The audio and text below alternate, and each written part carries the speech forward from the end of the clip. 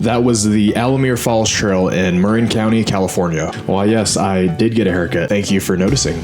Okay, back to the video. So it took about an hour to pick up my friend Fernanda in San Jose from Monterey. Then another 2 hours to get to the Palomarin Trailhead parking lot. The road leading up to the lot had a bunch of potholes, so be careful driving here. This is the parking lot, which had more than 50 spaces and is free to park at. There were also people parked along the road outside of the lot. So here's the warning regarding the shortcut that we took. There is no park-sanctioned Alamere Falls Trail. Alamere Falls Trail is not a maintained trail and poses many hazards to off-trail hikers, crumbling and eroding cliffs, massive poison oak, ticks, and no cell service. Visitors who use this unmaintained trail may endanger themselves and rescuers, and inadvertently cause resource damage, such as trampling plants, which may lead to the death of the trampled plants.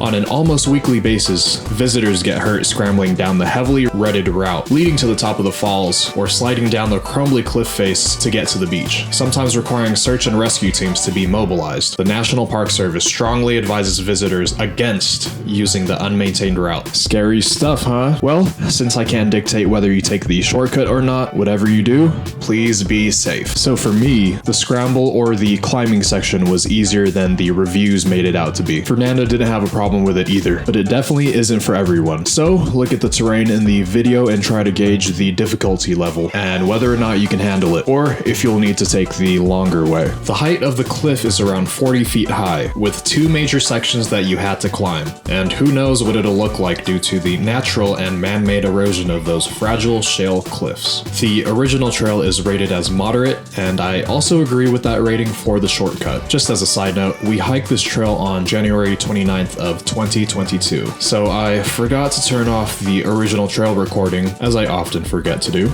and ended up recording another 20 minutes of us driving. I tried to edit the original recording, but messed it up, and just deleted the whole thing. To make up for it, I created this map of the shortcut trail that we took. So I've seen mixed reviews of the shortcut, most of them being against it, but I found it funny that we were originally going to take the longer way, but was told by some locals to take the shortcut for the extra bit of fun. So to each their own, I guess. It'd be nice if the National Park Service would maintain the shortcut trail, and also the parking lot. It just needs a little work done to make it more safe and accessible, so you do miss out on the Upper Falls area if you skip the shortcut. Likewise, if you skip the longer trail, you'll miss out on seeing all the wildflowers, at least in the spring. Some people take the original trail out and then the shortcut back, which seems like a good idea if you want to see the beauty this whole trail has to offer. And the last tip I'll leave you with is to aim to make it to the falls during either low or negative tide, so you don't get wet when you're down at the beach taking photos. This site, which is linked in the description, description gives you the times for high and low tide.